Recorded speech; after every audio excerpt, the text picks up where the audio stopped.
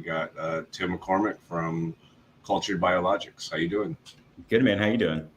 Doing good. Hot day. Good. You know, it's to be expected in California. You Yep. know, it's always sunny and warm. I know they did always sunny in Philadelphia, but I think we beat them. It's fair. I'm in Colorado, so we're in high elevation desert, and it's just been raining its butt off. It's been weird for 3 weeks. We usually get like 3 rains a year, and it's been raining for 3 weeks straight. Are you like in near Denver, like real super high elevation? Yeah, we're in Denver. Oh, nice. Mm-hmm. Nice. Yeah, I heard that's been a real promising spot for commercial cannabis versus a lot of other states. But there's a lot of good ththings going on there. Yeah, the bubble popped early for us. We popped in 2016, so everything's kind of been settling and condensing, and just trying to reach level ground. I think our commercial industry finally has reached level ground at this point. Not too many consolidations and not too many people acquiring other people now. Yeah.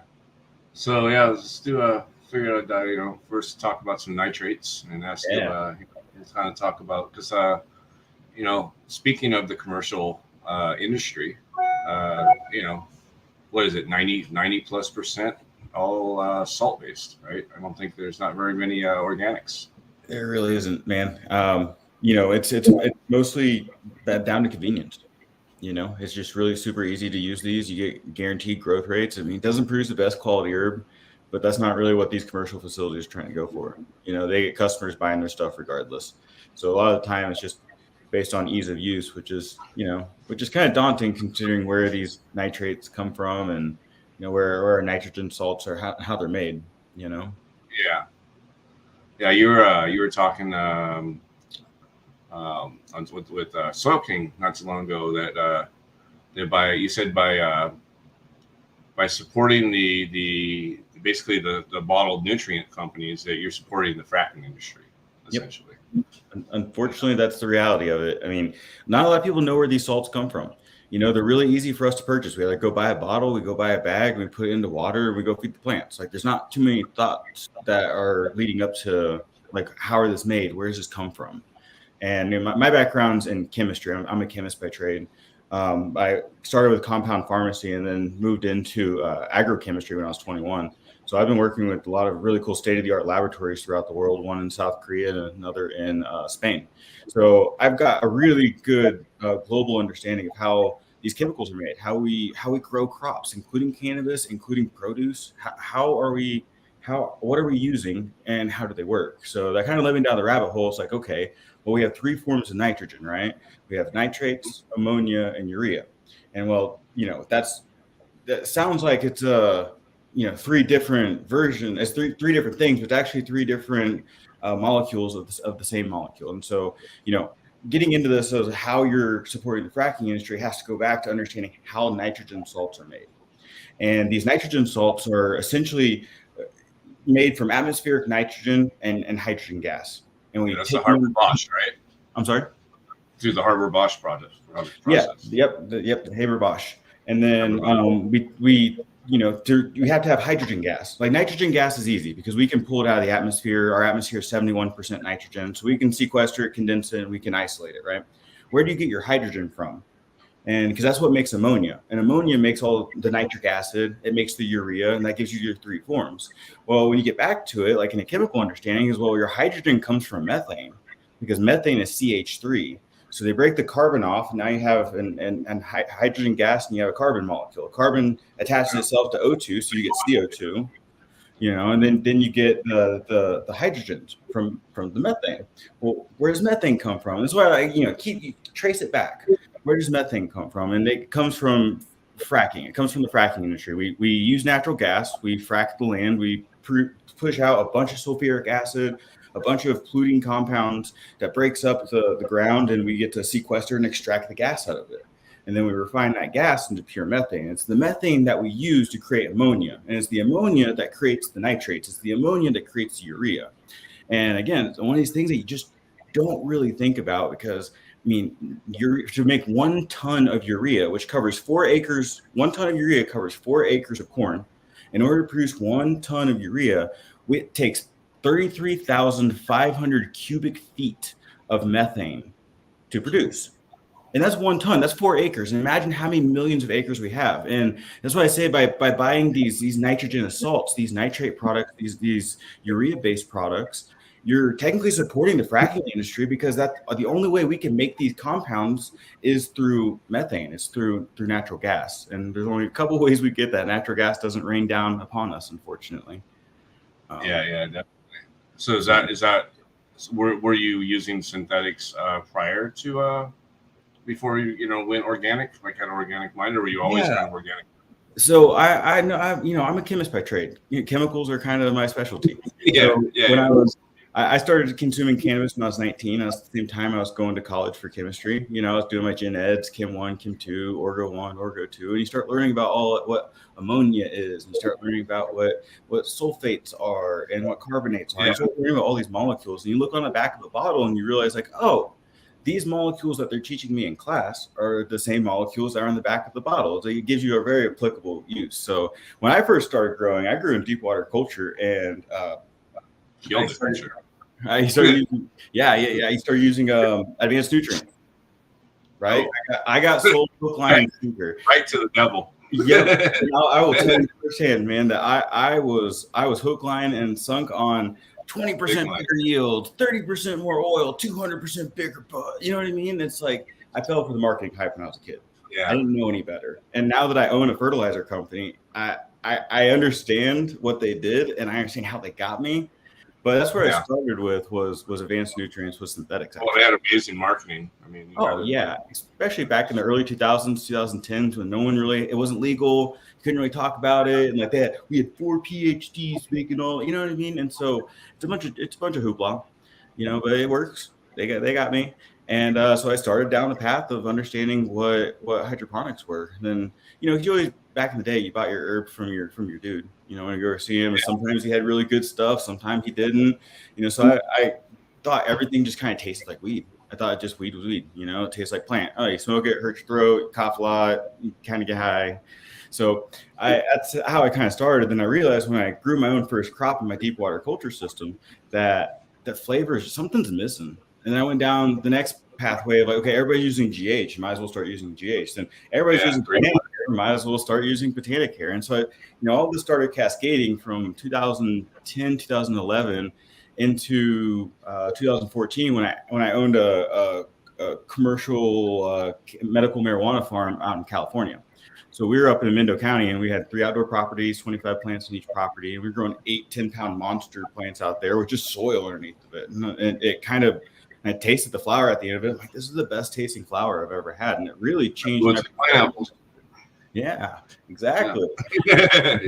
Yep. You go outside, and it's just like they get the carbon from the soil. They get the UV, the sunlight that you can't get inside. Were you digging like holes and then filling them with like an amended soil and then back and putting them? Yeah. Yep, old school style. We were doing a 6x6 hole. We were digging it out about 1 foot, 2 feet, reload it with our own soil, and tree. Yeah. Yep. You put them out early, mid-May, and you get the first cattle wire on them. Then they, get nice little bushes on them, and by June, July, they're cruising. So you put your second cattle wire on by June, July, and by August, by the time they're transitioning and flowering, you're on your 3rd cattle wire because they're about to produce, 1/4-pound arms.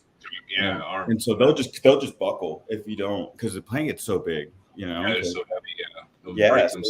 Yep, true old school Mendo style, and that's where the old Mendo growers up there really taught me old school ways about how to dry it properly. Like, you don't wet trim it, you actually dry trim it, because the leaves will dry around the flower and conceal the moisture around the flower and help it cure and help it retain its terpenes. And I was like, oh, I never thought about it like that. So like the old school way, Mendo ways really converted me. Halfway, I've been doing this about 12 years.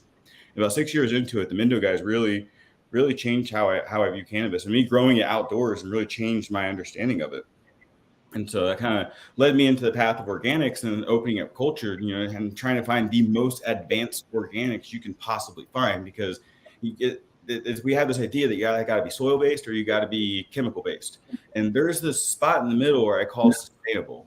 And it's where we're using advanced organic materials to actually grow crops without having to use tons of nitrates, without having to use tons of phosphate salt to get the phosphorus in the plant. So working with all these laboratories, I went from a very chemical orientation to now I only want to use non-nitrate, non-phosphate salt fertilizers. And like, there's a new way to do this. And we don't have to keep doing things the same way. Yeah, totally get it. Yeah. I remember, I don't know, what was it, maybe 2016 or something? There was a thing down in Oregon, and you were with Scott Oslander, and I had bought a kit from him, some nectar stuff, and he had gave me some, like, I think it was called Easy Tea, something like that. He gave me a few of your products. Yeah, they're pretty cool. I brewed them anyway. I know you're not supposed to. I didn't even know that. I just, Yeah, they work for brewing too. And, yeah.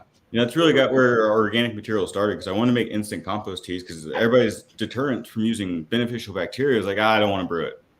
I was like, you don't have to brew it now. We give you the spores of bacteria. We give you all the prebiotics, all the food for the bacteria already in the formulation, and a little bit of plant food. So when you put it into water and then you dump it into your soil, everything comes alive inside your soil and starts breaking it down. Nectar was the first kind of understanding in the hydroponic sense of where organics can be, because a nectar is fermented organic amendments. So they just pre-ferment it for you, so it doesn't got to do it in the soil, and it can have bioavailable, ready to use plant food from bone meal. I didn't have any complaints about their products. Just I thought they broke it down in a bit mini bottles. Mm-hmm. That was the only real complaint, but it worked good. It's just I'm always changing what I do. I'm always changing, trying new things. Of course, even if something's perfect, I'm still trying something else. Of course, forever student, man. Always. Yeah, that's kind of yeah. Go ahead. Sorry. No, you're fine. You're fine. There's a little bit of lag, so I'm just trying to keep pace. I think any person. This is why I made our carbon-based fertilizer line, is mostly for people like you and I, people who are constantly trying new things and trying to find the best way to do something. Because I can give it to commercial people, but commercial people have a hard time appreciating good quality cannabis because they don't consume it. Every home grower that grows their own cannabis appreciates it. And I'm one of those guys, because I greatly appreciate the taste of flower, and I want my flower to taste just like it smells. I don't want it to hurt the back of my throat. I want it to be super smooth. Like, I don't want the effect to be, oh my God, there's so much THC in this. What am I going to do? I want it to have a full, well-rounded effect to it, a feeling of well-beingness. And that comes from a complete cannabinoid profile along with a complete terpene profile. And you don't want it to burn your throat. No, it's part of the process is enjoying it. Like I said, back in the day, I used to think that all weed burned your throat. And it's like, no, there's reasons why cannabis can burn your throat. And if you grow it properly, it doesn't actually burn your throat. And so that kind of led me down the journey of this, how do I grow the best tasting flower and find the best inputs to grow the flower? Because a lot of times what's talked about are the genotypes. So your seeds, your genetics, where does you have sour diesel is the genotype, right? And then you have your phenotypic expression, where if you have, say, that sour diesel pack of sour diesel back cross, and then you pop it, you're going to get 10 different, you pop 10 seeds, you're going to get 10 different expressions of the plant. And that's the environment. Yeah. And so it's the phenotype, right? Yep. But what a lot of people don't talk about is the chemotype. And that's a chemotypic variation, which that is dependent on the chemicals that the plant sucks up, and then it becomes the chemicals that it sucks up. So plants accumulate. Yeah. Exactly. Yeah. And so the plants fed with a high nitrate diet, they're going to have a different chemotypic expression than plants fed in a living soil. And this is why you see different qualities in cannabis, and people from Athena and people from all these chemical manufacturers and all these PhD plant physiologists can say all they want that it creates the same plant, it does the same thing, but that's not true. Organic materials, carbon-based materials, give a different chemotypic response than nitrogen and salt-based materials. And I think it's understanding the nuances that really allow you to experience either really good tasting smooth flower, or this is hurting my throat and it kind of just tastes like cardboard. Do you think that might be something to do with a lack of sulfur? No. So sulfur is important for the enzymes that make some of the terpenes. Yeah. So it's not the terpenes though. That's the thing. What's causing it to be harsh and what's causing it to be, just not flavorful is using nitrogen salts. So there's some really cool studies based on forage materials. So forage is like cutting alfalfa grass, and we can measure the plant sap content, the Brix level. When we do the first cut on alfalfa grass, it's grade A, and there's different grades, A, B, C, D, right? D being the worst, A being the best, of course. When we do the first cut, it's high Brix, high plant sap, high nutrient dense grass, and we feed that to the animals, and that's like the grade A stuff. Then we hit it. There's studies here where we hit it with nitrogen and salts, and the grass grows again. They get another cutting in another 3 or 4 weeks, but the sap content, the Brix content, drops in half. And that's an example of what nitrogen and salts do to plants. They increase the water load inside plants, and that's why plants grow like crazy whenever you feed them nitrate-based diets, because it's increasing the water load to the point where it can take as many nutrients as you're throwing at. I'm talking 3, 4, 5 EC like Athena pushes. That's crazy. When you're using nitrates at that high of rate, the water load can handle that many nutrients, and you can jack the plant and force feed the plant that much. However, you got to look at what's inside the plant like a pie. Overload. You got to look at the plant like a pie, or like there's only 8 slices, like a piece, like a whole pizza. There's only so many slices in this pie, and the way plants are naturally tuned is there's a balance between water load, nutrients, and plant sap. Now, when your water load increases, you can't keep the plant sap at the same level because it's a trade-off. If water increases, one has to decrease because there's only so much the plant can fit inside of itself.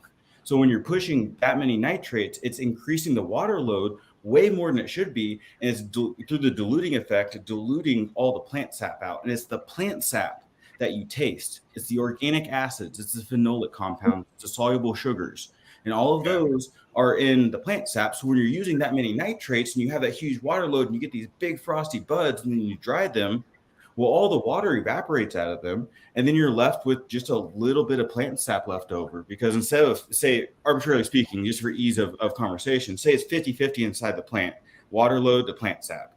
When you put more nitrates in there and you increase water load, you're going to go to a 90-10. And then by the time you dry, you're going to have an 80% less plant sap, or again, arbitrarily speaking, just putting in perspective, you're going to have less plant sap in a high water load plant. And it's going to result in you just tasting the primary metabolite, which is cellulose. A guy, a friend is actually in chat, Texas OG. He actually, he mentioned something. This might be part of what you're talking about right now. So there's cannabis plants. Sometimes they'll have hollow stems, like a straw, and sometimes they have like a marshmallow type of shit in them, right? Yep. Is there a reason for that? Or? Absolutely. So that innards of the plant is called pith, and pith production is cellulose. Remind you, there's a primary metabolite inside the cannabis plant, and in all plants, there's primary metabolites, and that's cellulose production. Like the ability for the plant to create its structure, to get the bark, to get the pith inside of it. Everything that makes up the stem, the stalk, the leaf tissue is cellulose, right? And so what ends up happening is when you feed it high nitrates, the water load goes up like crazy, and inside the plant, what ends up occurring is you don't have a load of carbon, because pith comes from carbon. Cellulose is carbon, right? So when you don't use high carbon-based materials like soil, right? It's a carbon-based material, organic matter. The plant can constantly pull up carbon and use it to produce cellulose. So the hollow stem actually comes from a reallocation of pith, because the plant doesn't have enough carbon to turn into pith, but the plant has to keep growing. So all the carbon, instead of making thick stems, it takes it from the already grown cell walls, the already grown stalk, relocates it and relocates it to the growing tip, because that's the most important part of the plant, because that's how the plant reproduces. That's how the plant is going to carry on its lineage, is by putting all of its energy into the flower. So there's been some really cool studies on pith production, and it comes down to how much carbon is available for plant uptake. And This is why you see hollow stems and hydroponic grows, because there's no carbon. We're not putting carbon into these systems. And that's the biggest difference between my nutrient line and nitrate-based nutrient lines is I'm carbon-based. They're nitrate-based. The plant is composed of 44% carbon, right? It's only 2% nitrogen, but all of these materials are like 90% nitrate. And it's this misnomer. It's this I call it redundancy, because you don't need that much nitrate to grow the plant. I mean, in rainwater, we only have literally it's a 20th of 1% is the nitrate load in rainwater, so it's like 0.05% is the total amount. Kind of makes you think a little bit too. Like people are saying, oh, this flower is 35% THC. It's like, well, how is 35% of the weight of that? It doesn't add up. And I don't think I'm a chemist, right? I've done analytical chemistry. When I had the farm in California, I opened up an extraction lab. We had a CO2 extraction, we had a propane butane extractor, we had a hexane extractor, and then we had a gas chromatograph. So, which is it's a machine that's an analytical machine that tests THC. And I know from personal experience how finicky those machines are. Away before HPLC. Yep, exactly. It doesn't measure acid THC acid. It just measures active THC and active molecules. So it gives you an idea of what you got. It's not as specific as liquid chromatographs, because those liquid chromatographs can get spot on. But this is just for us to understand as I'm extracting, like, what am I starting with, and then what am I ending up with? So it gives me a good scope of what's going on. Yeah, but these machines are dependent on the standards, the deviated standards, because the machine doesn't know just by pushing cannabis oil through it what's what. You have to preload the machine with what we call standards, and these standards tell the machine what to look for. And THC in California has 6 different standards. It's like that all over the place. We don't have standards in our machines that are consistent. They change all the time depending on what machine you have. That's a problem that I've had too. It's like, I'll take stuff to SC labs, and then I'll just take stuff to this other shitty lab, and the results, the shitty lab would tell me my stuff is like 30-something%, which sounds awesome, but it's not. And to me, it's just a waste of money for you to lie to me. Yep. Right. So it's like, I just don't use that lab anymore, So I spend more for SC labs. They've been in trouble before too. But none of them are perfect. No. And we have a lab here called RMA that just got found out that they're inflating numbers by like 10 to 20%. And it's like, that's what's happening right now. So you can't trust the labs in Oklahoma. You can't trust the labs in Colorado, California, No, and then also the consumer's not educated. They're shopping by those numbers, right? Yeah. They think that cannabinoids are everything, and they don't understand that. Just they're looking at one cannabinoid. They're not looking at a range of cannabinoids, and they're forgetting about all the terpenes and esters that go along with it, right? That create that entourage effect. And but let's go into these questions before. Let's get them. So I guess we kind of covered it, but we'll just ask you again. So, how did you get into the organic fertilizer business, and where are these? Where do you manufacture these things? I'm assuming Colorado. Yep, we're out of Colorado is where I manufacture out of. But how I got into the cannabis industry is my favorite story to tell, and I've done it a few different times on few different podcasts. So I apologize if anyone's watching if you heard me say this before, but it's my favorite story. I went to school for compound pharmacy, so a pharmaceutical drug synthesis is what I went to school for. Ended up going to Ohio State, hating the pharmaceutical department, hating pharmaceutical industry in the United States, not really knowing what I wanted to do with my life. And, I was just taking a summer job with my best friend at a hotel, and this guys came through, and we checked him in, and they stopped. And they come back to us and they're like, "Hey, man, can you get us any weed?" And I was like, I look at my best friend. And I'm like, "Of course we can. Come back in an hour." And so they're there for the Cultivate, the Ornamental Plant Convention. So they go off and do that. They hit us up later, like, "Hey, man, can you pick us up? We'll burn one with you." And I'm like, "Absolutely." And so we hang out with them, and they decided to tell us like, oh, look, we're opening up a fertilizer company out of Colorado. It's called Supreme Growers. We want you and your best friend to come work with us, because they realized that I'm a chemist and my best friend's a marketer. So they brought my best friend and I. That was July of 2012. And by October 2012, they moved me out to Colorado to open up Supreme Growers. So I actually started working with Scotty Reel from Real Growers in Colorado. And all because I sold a sack of weed. I got my career. And, you never know who you're going to talk to. You never know who life is going to throw your way. And that's why I love this cannabis plant, because it adds communion. It allows you to have conversation with people that you never meet in your entire life. And who knows, you might end up, in the cannabis industry, opening up your own fertilizer company, trying to change the world, So that was kind of my introduction into that. So that lasted till about 2016. My best friend and I decided that we wanted to take these to the next level, and we wanted to make our own fertilizers. When we were working with Supreme Growers, there's a bunch of repacking someone else's stuff. And everybody does that in the industry. No one understands this. All the brands that you buy, minus like maybe 5%, less than 5%, are just taking the same salts, the same chemicals from the same manufacturers, the top 5 manufacturers, 6 manufacturers, and just putting their brand on it. These are marketing companies. Athena's a marketing company. They buy it from HGV. Front Row is Brant Fertilizers. They're not making any of these products. They might have them made for them, but they're all just repackaging from the same suppliers. And so when I realized that the first, 4, 5, 6 years I was in the industry, I was like, this isn't right. I'm a chemist. I want to make my own stuff. I want to make my own products. I know I can do better.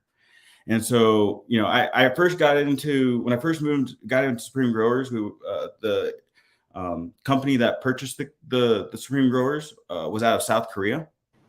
And I started working with their lab on advanced biosciences. So we were taking weird Asian extracts and tree extracts and making pesticides out of them. We were taking entomopathogenic nematodes and growing nematodes so they go kill over 300 different types of larvae. We were doing terpene extractions and killing weird fungi and weird like verticillium and fusarium and sclerotini, like actual like crop loss diseases. And kind of got me into the whole biological understanding, a very different understanding of how these materials work in the world, how we can cultivate. So I didn't go to college and get inundated with chemical companies. I went to college, kind of resented it, didn't know what I wanted to do, got out, and then got inundated with one of the most advanced biopesticide companies on earth.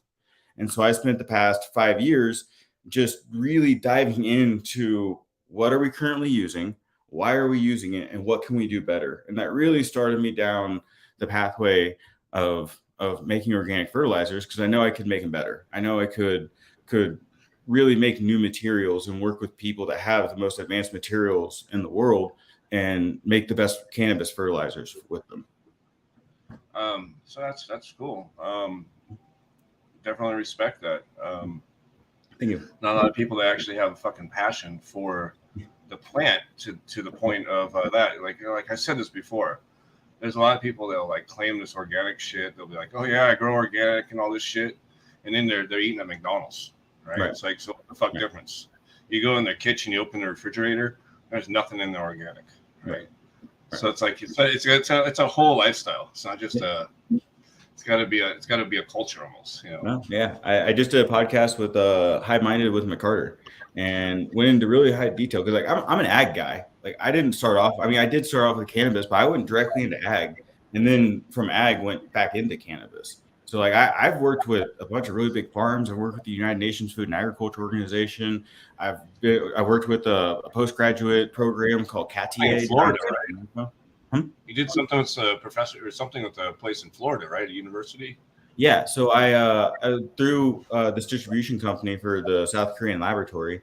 I was taking all these weird organic materials, all these organic fertilizers and organic pesticides, and testing them on conventional irrigation systems. So chemigation systems, fertigation systems, I'm talking pivot irrigation, subsurface drip irrigation, backpack sprayers, all the way to pull behind foggers that can cover 30 feet on each side with boom arms. So my understanding of this comes from agriculture, because I was trying to take these organic materials and put them on our conventional farms, because my understanding is we're doing things the worst way possible. Not that it doesn't work. It produces great amount. It produces a large amount of bushels per acre, but it poisons our land in the process. So I was the 21, 22-year-old kid talking to the 75-year-old farmers going, I have this eco-friendly, new advanced organic materials. And the farmers would just laugh at me and go, listen, kid, I don't want none of your hippy-dippy, organo, eco-friendly shit. The Roundup guy came over here and told me I can drink this stuff, and that's how safe it is. And so I got I'm sorry? Yeah, and you have to buy it every year. And if you use last year's supply, they're going to sue you. Yep, use more.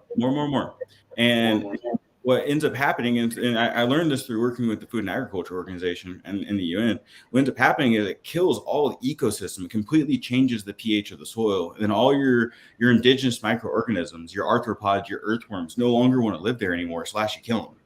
And then how far down it goes? Like, how far is it all the way to the water table? All the way to the water table, buddy. And that's the fucked up part about this is like we're literally poisoning our water table with all the nitrate and phosphate runoff. And fucked up. And then when we're not, so what we do is because every year we use more and more and more, and we're not putting down organic matter. Well, organic matter is what retains nutrients inside the soil.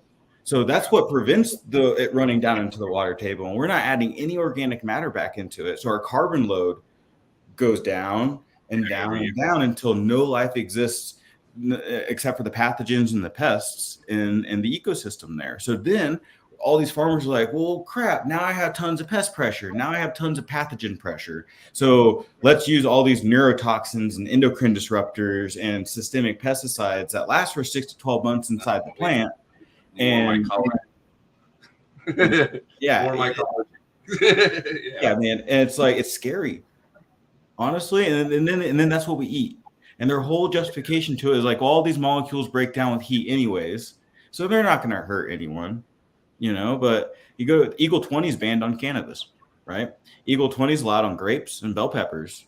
So when you're cooking up, sauteing bell peppers, Eagle 20 myclobutanol turns into hydrogen cyanide at 450 degrees at like and we learned that what was it by 2013 or something? That was the big deal. It was like everybody was spraying the Avid and the Promise and the Eagle 20s and shit's terrible. It's terrible. And they were spraying like there was no mask, nothing like back in the day, right? Like just put it in a little pump spray or walk in there. Yep. And the ironic thing is on cannabis, we have a list of what you can and cannot spray now. On fruit and vegetables, you can still spray it, huh? Not to chemicals. You're not smoking a fruit or vegetable though. You're heating it up and eating it. Yeah, you don't want to eat it. Yeah. So like endocrine disruptors, right? They're hormone disruptors for insects. Well, we have an endocrine system, right? Mm-hmm. So if we eat endocrine disrupting molecules, it's going to fuck with our hormones. And I think this is the takeaway from all of this is like, if we keep pushing and keep using all these nitrates and nitrogen salts on our land, we're only going to be able to keep spraying poisons to compensate for the damage we're doing to the ecosystem. Because, outside of fracking being bad for the world, including all the land that it gets fracked, to grow plants only to poison the soil that the plants grow in is kind of ironic to me.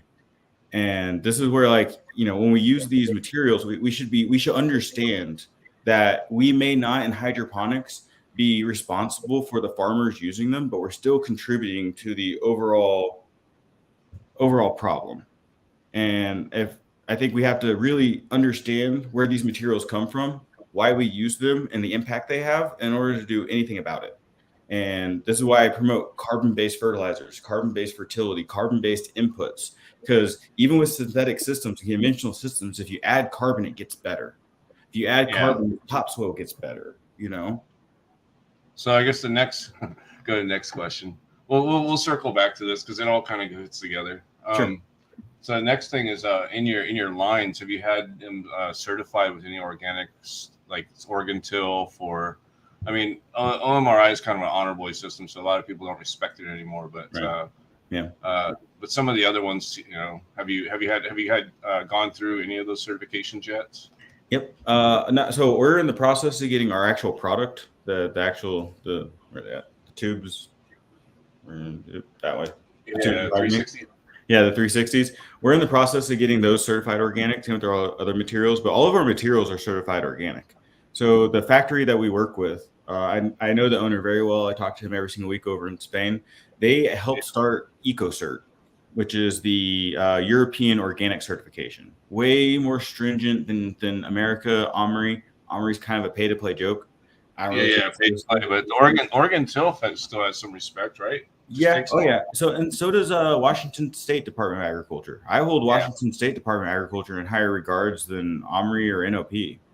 Same with CDFA. Everybody can talk about what they want with California. At least they're stringent about their testing procedures. Yeah. So all of our materials are EcoCert, CDFA, and Washington State Department of Agriculture certified, WSDA.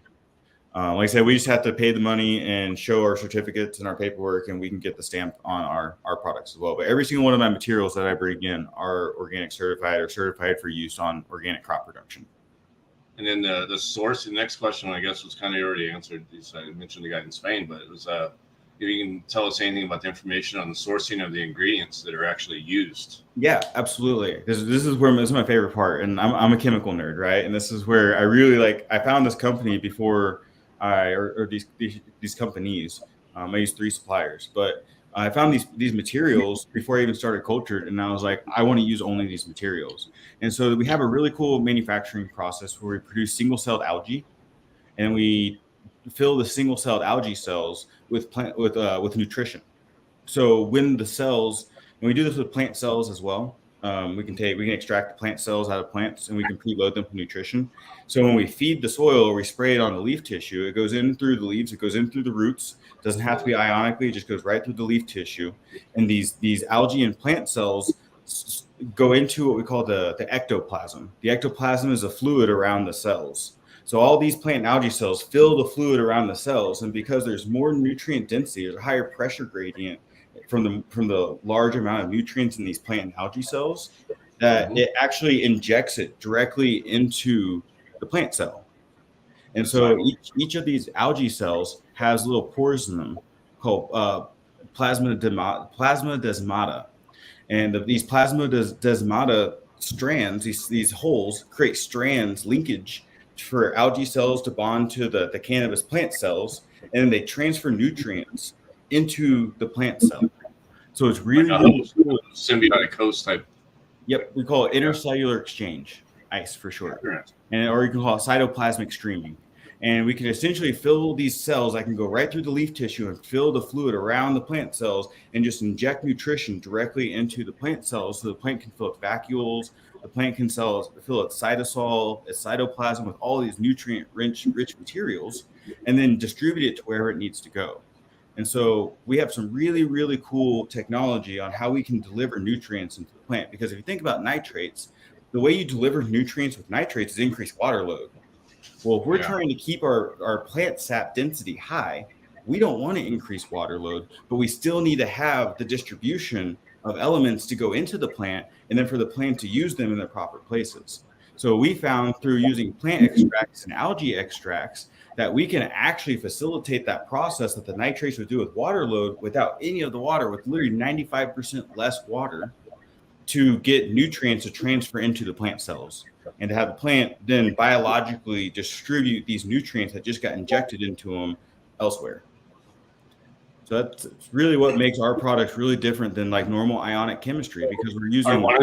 Are these foliar products, or are you doing it through the soil? You're doing it through like a soil drench? Yeah, both. You can foliar spray them and you can soil drench them, and it doesn't. The roots don't have to release ions to go bond to the elements so it can go into the plant. These elements are wrapped in carbon. These elements are contained inside algae and plant cells. So the plant just recognizes them as a part of themselves, and they're so small that they fit right in through the leaf and the root tissue. You absorb it right through it. Yep. So we don't have to have the water to deliver the nutrients into the plant. We have plant cells and algae extracts to deliver the nutrients into the plant. Very, very different than how normal fertilizing works. Yeah. Next question was, can you share any scientific research or studies that support effectiveness of organic fertilizer? Absolutely. Which I guess there's lots of them out there, but go ahead. No, I can give you some specific examples that we've been finding with our materials. And some of this sounds crazy and some of this sounds like I'm making it up, but we have literal university studies from Rutgers University, from third-party labs doing some research for us. We have some really cool information. So the first thing is we did a test down in Arizona on growing melons, right? Cantaloupes. And what ended up happening is we ran it through the normal protocol, we call it the grower standard protocol. We ran ARDS next to it. We used 50 times the normal amount of boron, but kicked up our calcium loads with our micronized calcium carbonate product. What ended up happening was not only did the farmer get the sweetest and best tasting cantaloupes he's ever grown, these cantaloupes had a 3-week longer shelf life than your conventional cantaloupes did. So he shot his bricks up and his shelf life. Correct. And it was the bricks that retain the cellular integrity, because when you use nitrates, you elongate the plant cells, which means when they start aging, when they start going through the senescence process, these cell walls aren't very strong with nitrate-based fruits or vegetables, any nitrate plants. So the cells rupture. And that's when your produce starts to grow mold, is because the cells are rupturing, and it creates an environment that botrytis, gray mold, will just eat up and just suck up all the ruptured cells. So we're actually able to.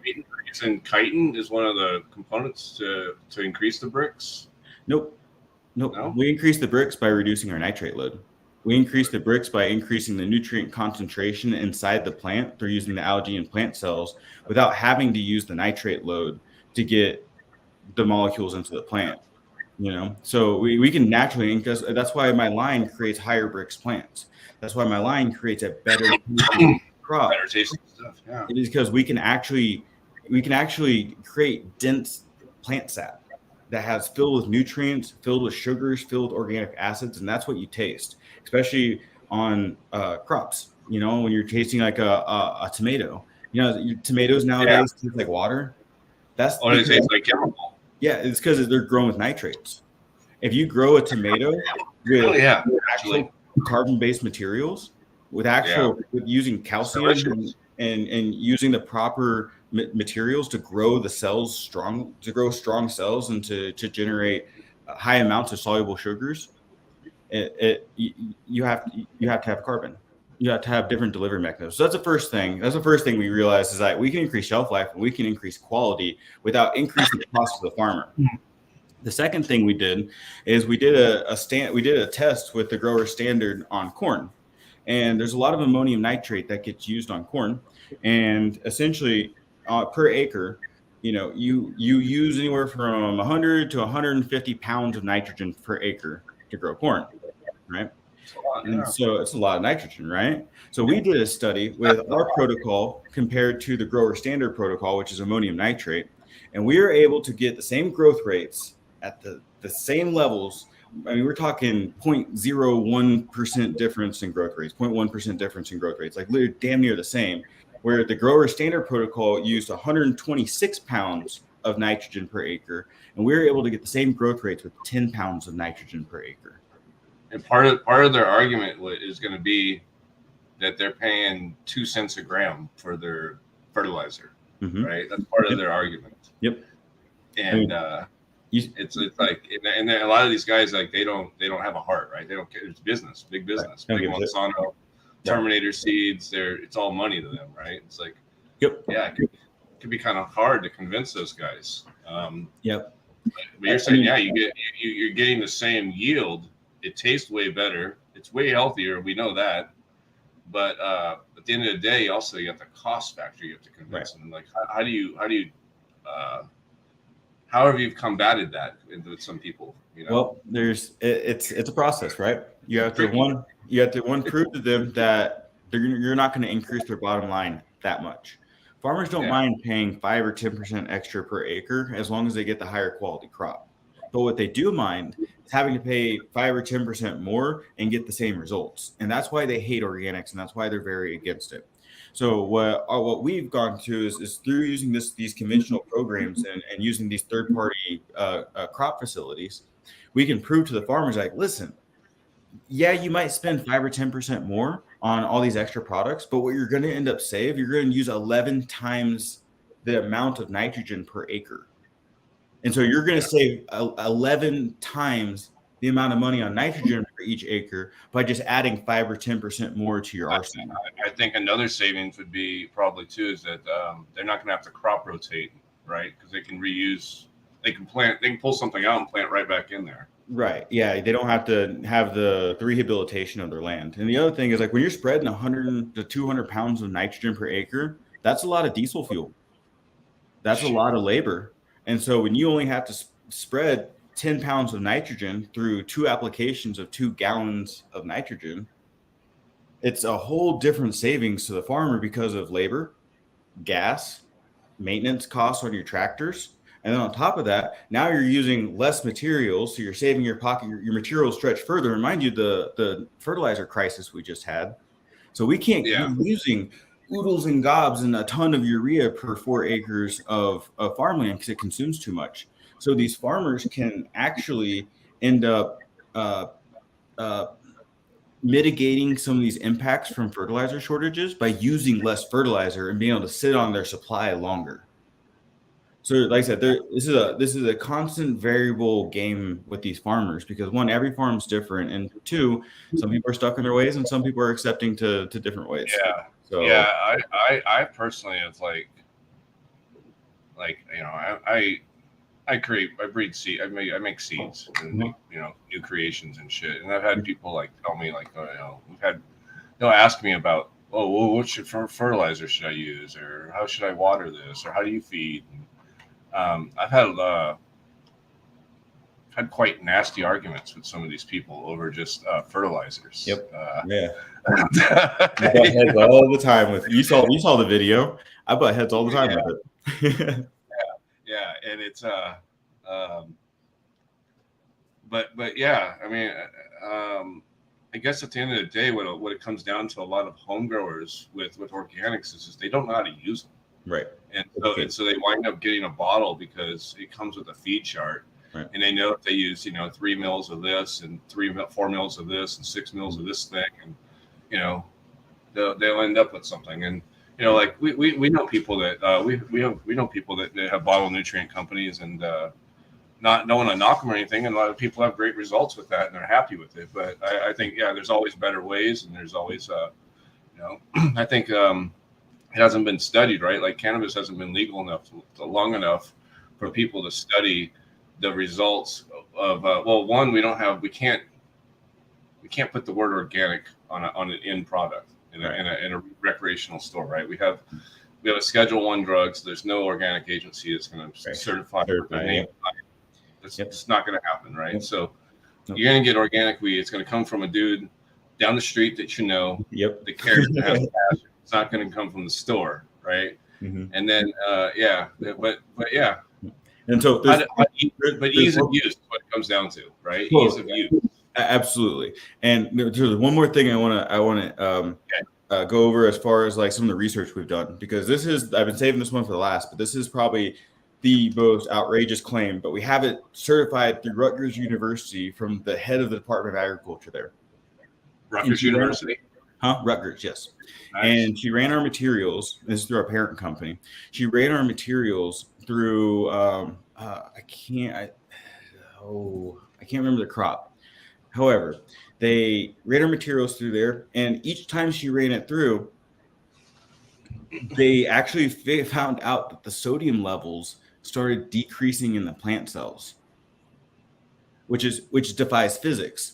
And this is why I saved it as, and I say this saved it at the end and said that this is kind of sounds crazy because we can remove sodium from the plant cells, which defies physics because what goes in the cell doesn't come out. This is why flushing is a myth. Nitrates are the only thing you actually flush out of the plant, and that's just because you replace the nitrate water load with clean water at all. And that's it. So you can't take things out of the cell. But we found a displacement of sodium by using our liquid nitrogen product, and by using a bunch of calcium, our micronized calcium carbonate product, we were able to literally displace sodium in the plant cell. And we know calcium can displace sodium in the soil, but we never knew that amino acids and calcium can displace sodium in the plant cell itself, which is a phenomenon that is not categorized at all. And she called us up. She's like, I don't know what you guys are doing. I don't know what you guys are putting in your products, but I'm literally watching the sodium decrease with every single tissue sample I take. That's interesting, isn't it?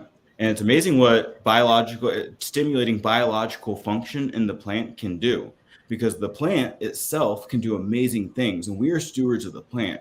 The plant will grow itself. We're just providing the good environment, a decent environment to grow the plant in, and it'll take care of itself. So it's amazing that the plant, if you give it the right molecules, I guess my point, if you give it the right molecules, can literally displace sodium, which is toxic to a plant cell.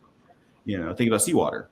So those are some of the three interesting studies that we've been doing recently that's really, really cool. And it really, I think, shows the ability of these organic materials on plants. Are they getting peer reviewed? That comes down to money. That comes down to the board of directors and what they want to do with the data.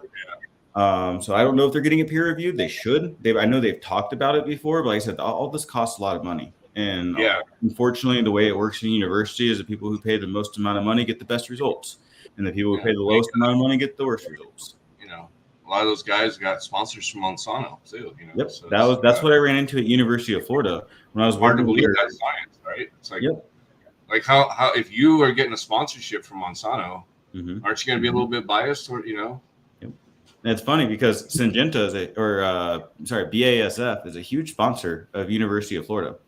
And it's funny that the BASF pesticides that were being tested on nematodes, at the parasitic nematodes at the time, got all the raving reviews of the latest, greatest thing. And we have our own data, right, from our own laboratories and from our own universities and overseas. So we know what these materials do. And it's funny that we pay $40,000 for a study and BASF donates $190,000 for their study. And suddenly ours is seen as inconclusive and they can't find if it works or not, even though we have 6 other universities telling us it does. And the BASF one is now the leading nematicide on the market. So this is why I always share a bit of hesitation when people like to take university professors as gold, like what they're as the word of God. Yeah, exactly. Because these people have deep pockets and they get fired. Absolutely. And that's why just take a public guy, for instance, right?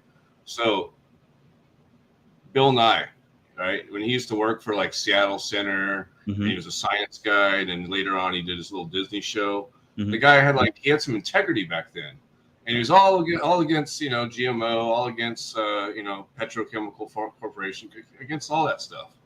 And then he went and visited Monsanto, and he met with their scientists, and all of a sudden he had like a complete 180, like it's freaking just right. And he writes a book talking about how some GMOs are good and stuff. I'm like, what the hell? Obviously sponsored, right? Like that's the only thing my brain was like. Unfortunately, that's true. Science stopped being science when corporations came in, and I understand university studies for what they are. Like I can cherry pick the information out of there of what's good. I can read a study and be like, that's bullshit because you guys are, when you look at a graph, you look at the whole graph and it goes up like that, and you just look at one section of it and it just shows straight up but doesn't show the down. It's like it's a manipulation of data, and you can manipulate data however you want. And I don't want to get in too much about my talk in the pharmaceutical program when I was going to college for it, but there are ethical dilemmas facing universities in the physical science departments all the time, and it comes down to the monetary influence with these people. And if you got a lot of money, you win. If you don't got a lot of money, it sucks to be you. So, yeah, exactly. Hey, I want to ask you a question. Actually, back to the when you were doing the working with the Asian company, did you find anything that natural organic stuff that would eat biofilm? As far as like bacterial biofilm? Yeah. No, it wasn't. So our thing was trying to solve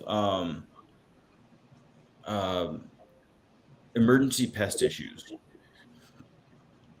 So one of our biggest projects we worked on was in citrus greening, which is the citrus industry in Florida lost 55% of its citrus trees from 2004 to 2014 from one pest. It's called the Asian citrus psyllid, and it's a flying leaf hopper, essentially, that flies around and jumps from canopy to canopy. It takes 1 hour for it to chew through the bark of the tree to get to the phloem.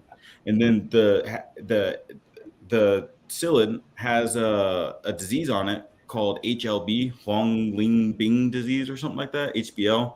It's been a while since I worked on that project, but that disease essentially goes into the vascular system of the plant and gives the plant a systemic infection. So it goes up through the phloem, down through the xylem, and it circulates to the plant. Now the plant has a bacterial infection that we can't fix. So what I was working with at this laboratory was trying to figure out, how do we stop this? How do we kill the Asian citrus psyllid without killing everybody else in the process? And then how do we kill the bacterial infection once it gets in the plant? Because what the bacterial infection did, it caused lodging. So it prevented nutrients and energy going from the root system up into the canopy. So it couldn't get any zinc, it couldn't get any manganese, it couldn't get any iron up. It was just left into the root system. Yeah, it just starved it. Yeah, starved all the elements. Exactly. And then the trees just die. And mind you, these things reproduce like crazy. They fly around. So when you try to spray something that's a contact solution, they just fly around and go somewhere else, and they dodge it, And so it's a very troubling pest to kill. I mean, we came up with solutions for that, but it was things like that, like citrus canker that we were trying to fix. It was root knot. It's as bad as the Japanese beetle out and doing destroying the forest out here. Yep.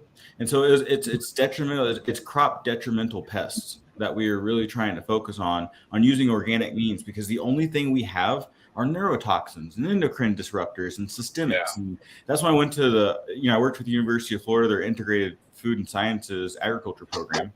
And what ended up happening is I went to the Citrus Expo, started listening to some of these professors at the University of Florida that I was working with in Plant City on like berry testing. And I held in high regard. And they would sit there or stand up on stage and tell me we have to use these 23 different chemicals to keep the citrus tree alive. Everything from neurotoxins, systemics that last 6 to 12 months, from translaminar pesticide products that go in through the skin of the fruit, to endocrine disruptors, to neonicotinoid insecticides. That's a neurotoxin that, So then it went into explaining that, like, the juicing industry, the Florida citrus industry went into juicing all of their oranges because they can't sell good oranges anymore, which is sad because Florida has the best oranges.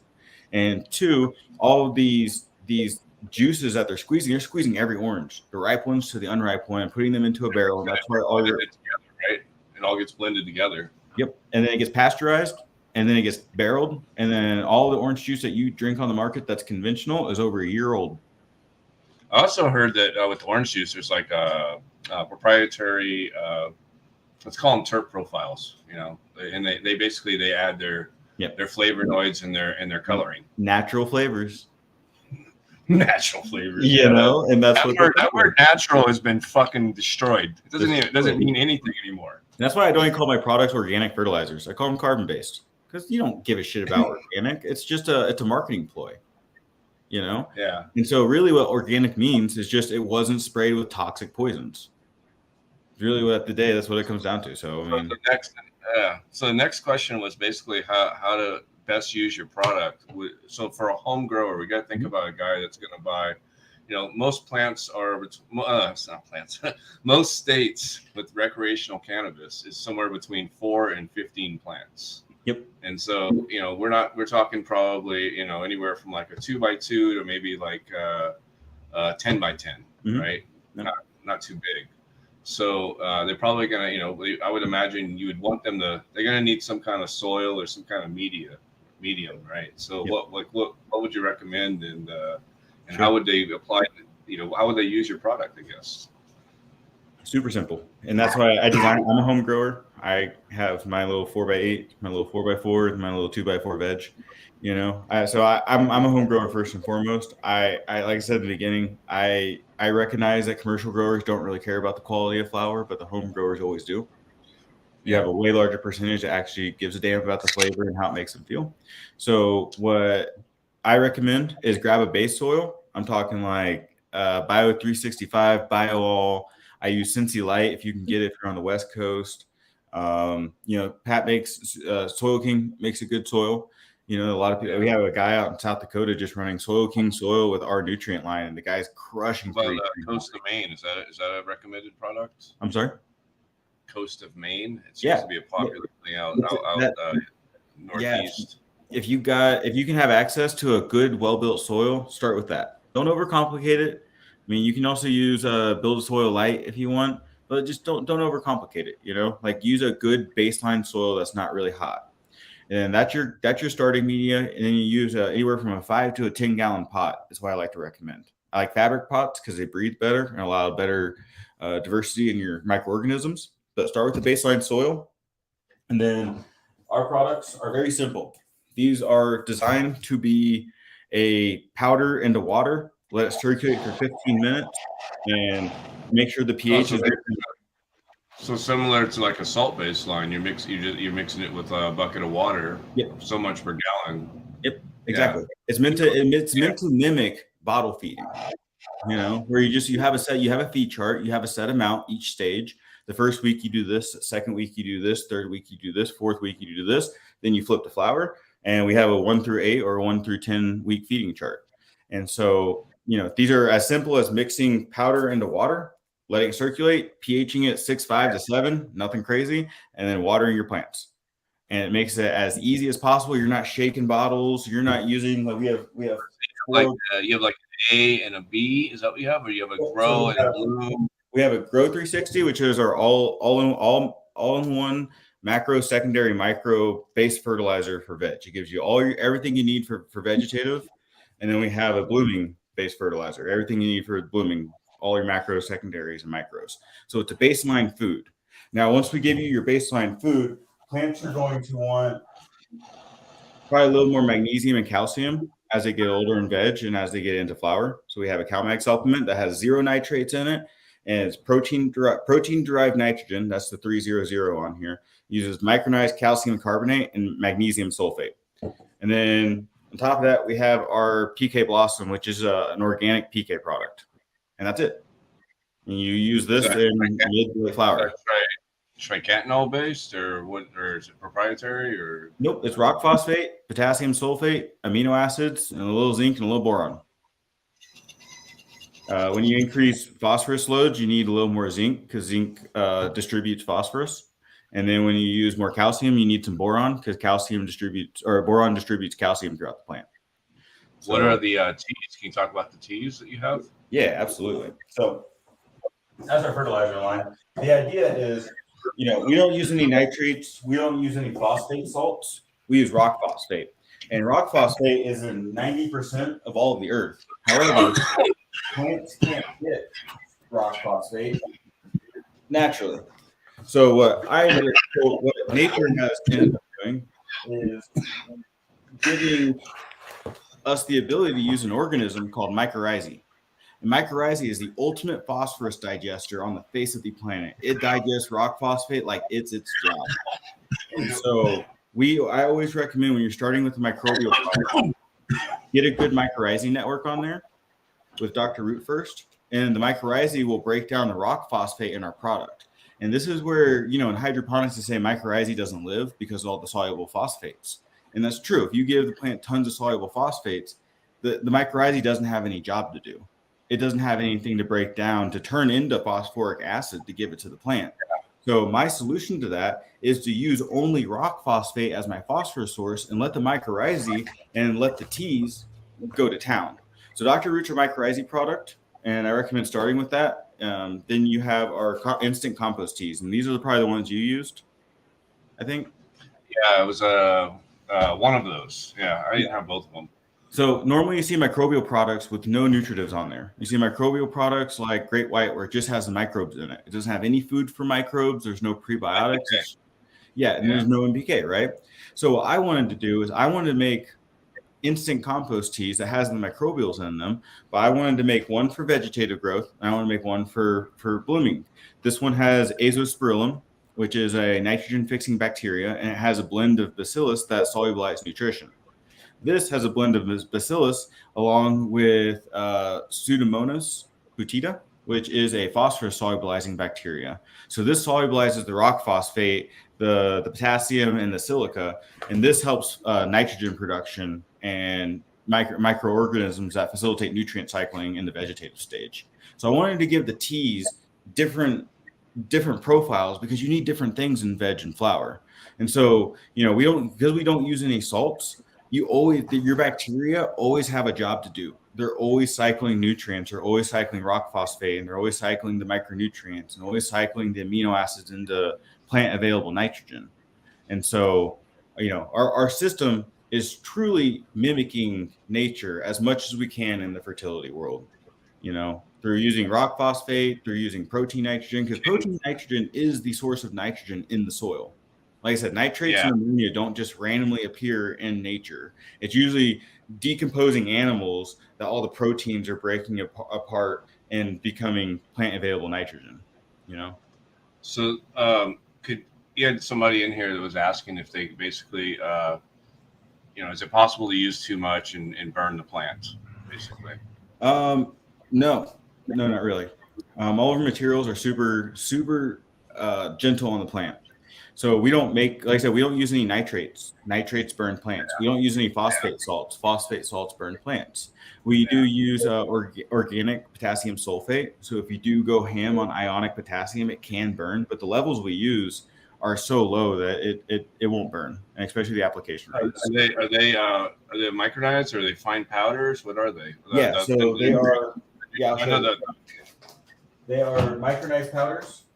Everything that we micronize gets micronized down to less than 1 micron. So if you look at very small, yeah, very, very small. Very I'll pop one of these tubes open for you.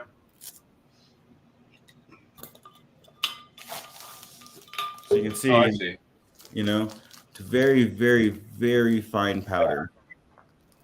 Fine sand almost. Yeah, it's like, and it holds it. It's like non-free flowing powder, so like holds its own shape.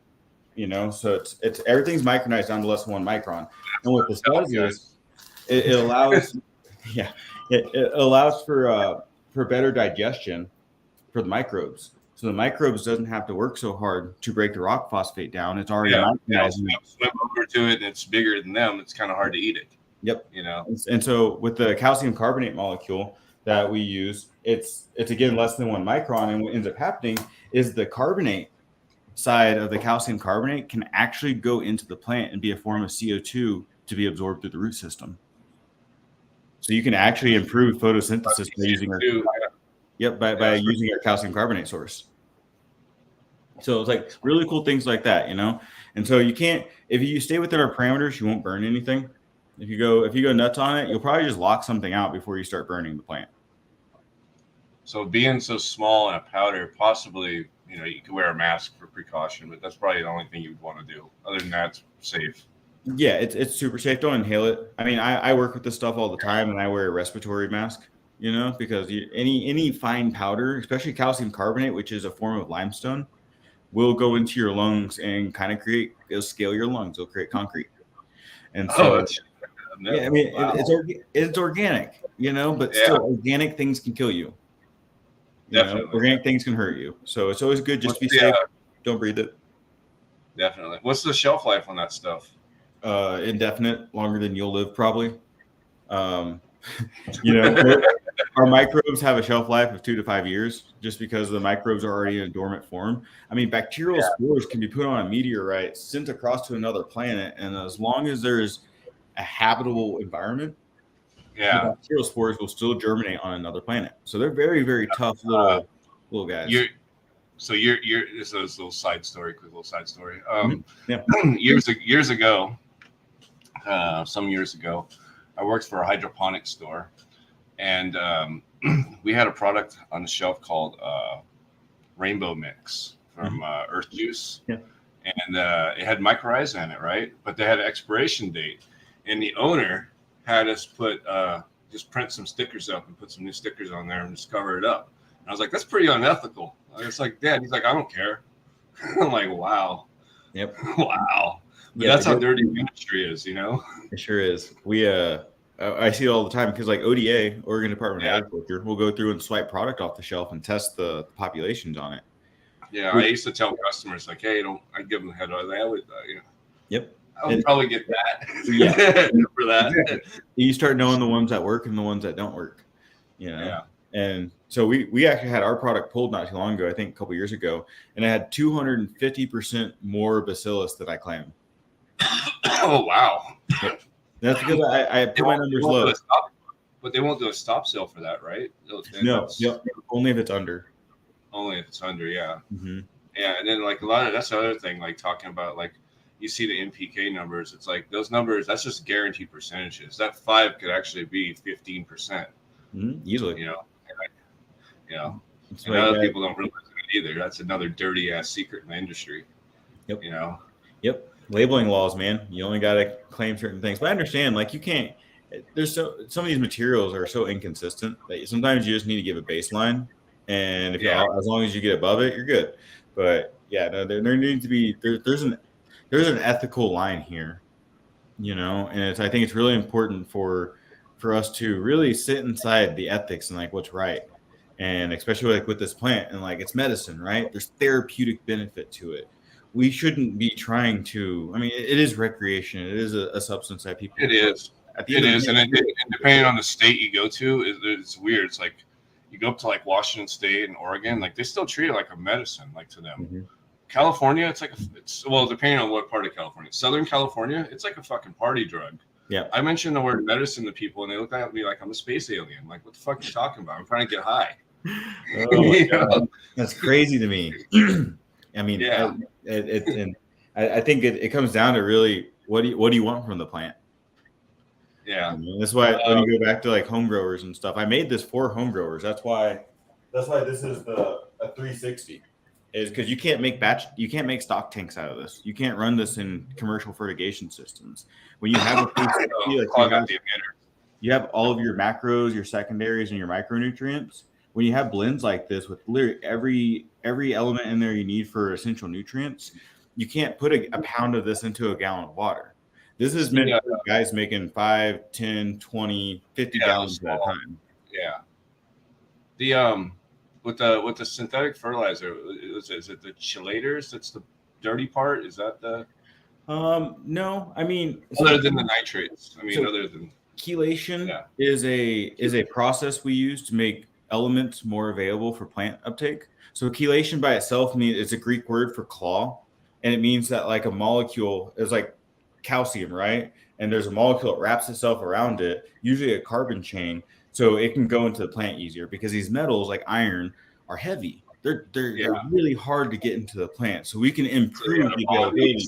Bond to as a carrier. Yep, exactly. So there's a lot of EDTA, ethylene tetraacetate, I think. Ethylene ditetracetate, EDTA, but it's a synthetic chelation of calcium. It's a synthetic chelation of micronutrients is what you see most of it for. And the issue with that is there's a sodium element attached to every single EDTA.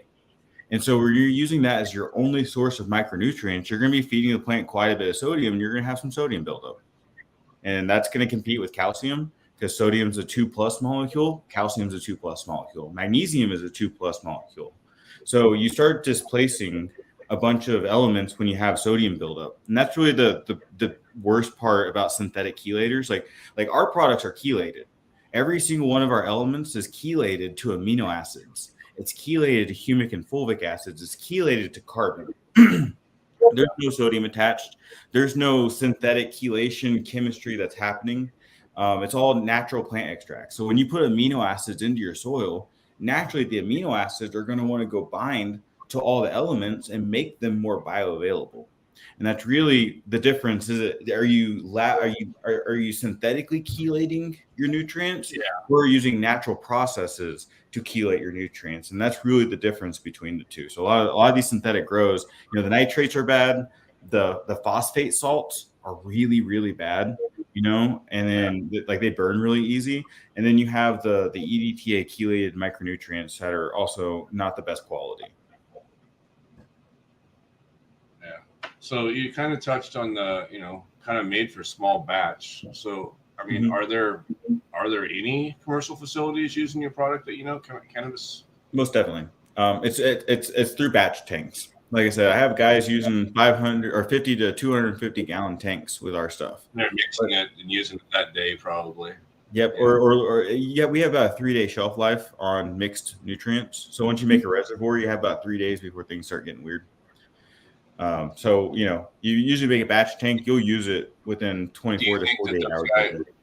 Do you think those guys are hand watering, or are they using like a Netafin type system? Yeah, they're using some drip system. Usually it's just a batch tank. Say you have a 250 gallon IBC tote. You mix the nutrients in that, circulate. You have a transfer pump on the bottom of that tank, and that transfer pump goes to a 3/4 inch main line, or a 2-inch main line. Then that 2-inch main line goes out to your manifold, and then you have like your half inch that preloads with a certain pressure, and then that goes into your drip lines, your 1/4 inch drip lines into your pot. So like that, all these materials are micronized, so like they suspend really, really well inside the water. But you're not gonna, any person that has a fertigation system where you're using like dosatrons or Argus or all these small amount injectors, like 5 to 30 mils at a time, this isn't the product for you. So like a parasitic pump that's gonna mess it up, or it's gonna settle out. Is going to be the real issue. You need to be at speed. Speed is the trick with these molecules because they're micronized. They stay suspended. So as long as you can get it out and into your plants in a good amount of time, they work great in commercial facilities. But if you have a fertigation system, that's not for you. I mean, I'm working on a fertigation version of this, but because I have all your macros, secondaries, and micros in here, I can't make a stock solution. So I have to take my ingredients and I got to break them apart into their own separate functions. So your micronutrients need to be on one, your bases, your grow and bloom base need to be on one, and then your calcium needs to be on one because calcium is extremely reactive. So I'm in the process of taking my materials and making a Eon Pro, if you will. So it can actually go through fertigation systems.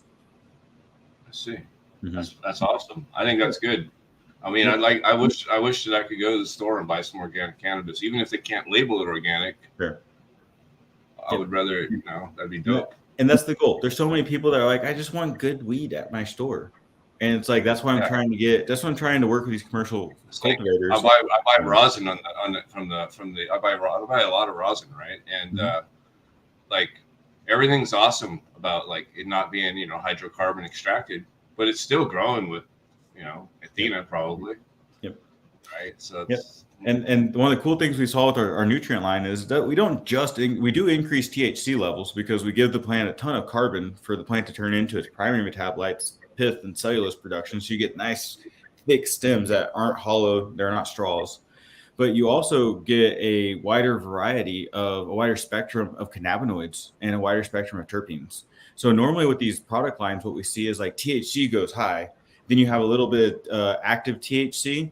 So THC acid is super high, a little bit of activated THC, and a little bit of like CBG, like microscopic amounts. Usually those 3 cannabinoids that you find, maybe a little bit of CBD, but you don't find many cannabinoids in most flower other than that. What we find across the board, strains that you never even thought could produce THCV, strains that you never even thought could produce CBC, are now popping for all these micro cannabinoids.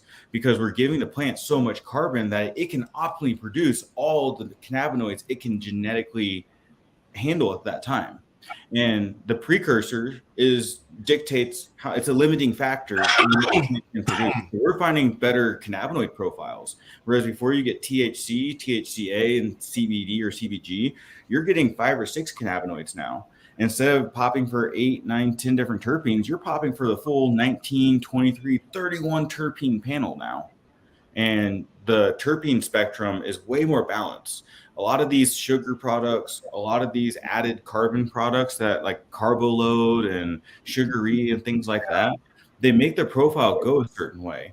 And it's all leucine dominant these days. Yeah, it's all beta carotene, or it's all humulene, or it's all pinene, or those are the 3. You don't see a lot of osmine and other. Or farnesene, or all the.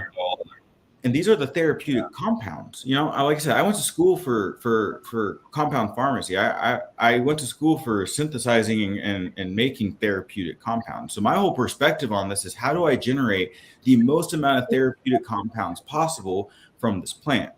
And carbon is the key to all of it. I mean, it makes sense. Yeah, we're carbon creatures, right? So hydrogen, oxygen, nitrogen, and carbon are the 4 essential elements every living organism has on Earth. Is it carbon 15? Is that what we are? I don't know. We're 12. I think it's I forget. 6 is the numbers. Carbon 6 is the 6. There's 6 protons, 6 neutrons, and 6 neutrons.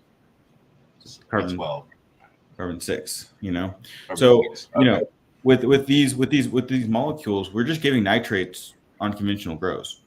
We're not giving any carbon, and that's what all the terpenes are produced from. Same with the micronutrient profiles. We use heavy iron micronutrient profiles, but oil producing plants like soybean oil, like corn, like any plant that produces oil is called an oil bearing crop. They need to have high levels of manganese and high levels of magnesium, because those elements are responsible for over 300 different enzymatic reactions that create oils within the plant. So we're using heavy iron diets and heavy magnesium. We're missing an element that produces oil within the plant. And that's what we're after.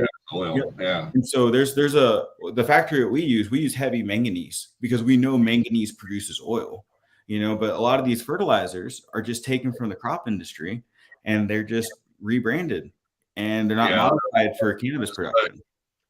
Yeah, it's kind of interesting. Like, you see a lot of stuff that was for turfs originally, rebranded. Mm-hmm. Yep. Some of this stuff, like these grow more nutrients. Yep. They're literally for landscapes and shit. They're not. Yeah, I know. And that's why, me being a chemist, I'm I don't want to just rebrand stuff that people already use on different crops. We have my mom's a horticulturist for 35 years. I got raised with her growing tropicals and annual and perennial plants the whole time. And she raised me every plant needs something different. This plant needs that plant needs this. And same thing with cannabis. Cannabis needs different things than corn, than potatoes. They have very, very different functions. Cannabis is an annual flower. So we need to treat an annual flower that's an oil-bearing crop. And there's specific requirements to building nutrients for those types of crops. And that's really what I wanted to do with this nutrient line, is build an organic, advanced next-generation nutrient line using 0 nitrates, 0 phosphate salts, 0 EDTA chelated micronutrients, and custom tailor it to cannabis. That's awesome. Are you pretty close to that, you think? Yeah, I'm there. Especially for the home growers, at least. I've been working for the past 3 years on perfecting this formula for home growers, and I think we're pretty much there. It really comes down to the soil you use. It really comes down to what you want from your flower. If you're just trying to crank out a whole bunch of pounds per light, not your line. I'll tell you that first and foremost. Line, if you're trying to get the most weight out of it, you want that, go to Athena. If you want the best tasting, smoothest, cleanest, best effect on you, if you want the effect of well-beingness, this line is for you. It produces legitimately the best quality flour. You would also want to use it for your food too, if you're doing any food production, because you're going to have the best tasting whatever vegetable or fruit you grow. And the way I made this line, if you add up all the nutrients as far as the bases go, the 360s, if you put the Grow 360, that's an 856, and the Bloom 360, which is a 296, you get essentially an all-purpose fertilizer. So you can use it as an all-purpose fertilizer for your plants. That's a good question right there. How do you feel about peat-based soil versus cocoa? So cocoa is hard because cocoa likes to steal everything. And unless you're using ample amounts of calcium, magnesium, and overdoing it in a specific way, I don't really like cocoa-based soils. I like peat-based soils because peat's not going to rob you of anything. Honestly, my favorite is peat and cocoa blends. Doing a half and half or a 75-25 peat to cocoa. My favorite. Cocoa does have good water retention and it does have good wicking. so it helps to evenly distribute the water throughout the root ball. But I like mostly peat in my soils with a little bit of cocoa. Yeah. Yeah, I like a little. I've been using cocoa for a while, but I'll mix in maybe like 20% peat. And then I also reuse my shit like over and over again. You know, kind of like Patrick said, like why would you throw shit away? That's dumb. I know. Like we can just reuse it, especially if you use like good materials going into it. You don't need to throw it away for any reason. Do you have guanos in your product? Nope, I don't like guanos. Guanos, one or two, inconsistent. Two, I don't like animal byproducts. I think animal byproducts should be in your soil. One of the problems I have with guanos is that they're in bat caves, and when you get in the bat caves, they're protected, and so when they go to mine the bat caves, because they're protected, they're only allowed to scrape like an inch or maybe a little bit more. Right. Well, bat caves are covered with cockroaches, so that top inch is mostly cockroach shit mixed in with bat shit, and it's like it's good for chitin, but do we want to? Yeah. Not my cockroach. Like I said, there's a new way to do organics, right? And this has been a newfound thing. Think about it. We have been doing industrial agriculture for almost 120 years now. We did the Green Revolution back in the 1950s and the 1960s to take all the leftover munition chemicals and turn it into fertilizer and just rebrand it and market it, right? Now we're 70 years into that.